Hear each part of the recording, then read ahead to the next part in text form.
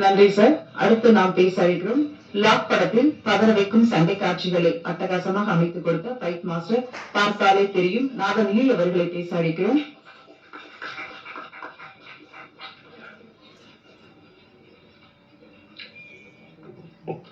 எல்லாருக்கும் வணக்கம். பாகராஜ் சாருக்கும் பேரரசு சாருக்கும் ஒரு படத்தெல்லாம் நான் பாய்ஸா ஒர்க் பண்ணியிருக்கேன். திருப்பதி படத்தெல்லாம்.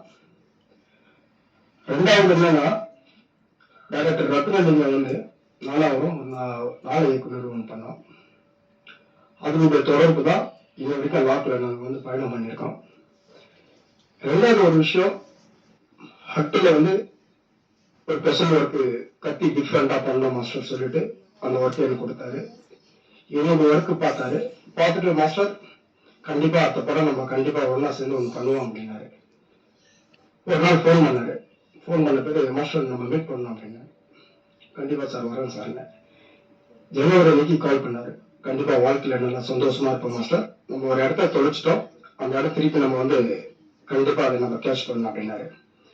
மீட் பண்ணி எனக்கு ஒரு இடத்த கொடுத்தோன்னு இந்த படம் டிஃப்ரெண்டான ஒரு ஸ்டோரி சொன்னாரு. டிஸ்கஷன்ல வித்தியாசமான ஒரு வெப்பன்ஸ் நம்ம யூஸ் பண்ண மாஸ்டர் அப்படின்னாரு. அது உட்காந்து டிஸ்கஷன் பண்ணிட்டு அதுக்கப்புறம் ஒரு விஷயம் பார்த்த பேரு டிஃப்ரெண்டான ஒரு வெப்பன்ஸ் சொல்லிட்டு ட்ராவல் பண்றப்போ எனக்கு ஃப்ரீடம் கொடுத்தாரு. ஒரு ஃபைட் சீக்வன்ஸ் வந்து சைக்கிள் வந்து இப்படிதான் பண்ணணும் அப்படின்றப்ப வந்து ஃப்ரீடம் கொடுத்துட்டாரு.